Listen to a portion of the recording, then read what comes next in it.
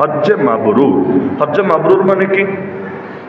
হজ্জে মাবরুর মানে হলো এমন হজ যেই হজের মধ্যে হজের বাহ্যিক এবং অভ্যন্তরীণ তথা জাহেরি এবং বাতেনি যত বিধিবিধান আছে, শরীয়তের নির্দেশ ও নির্দেশনা আছে, বান্দা তার সাধ্য অনুসারে এগুলোকে ঠিক রাখে, লঙ্ঘন করে না, সেই হজকেই হজ্জে মাবরুর বলা হয়।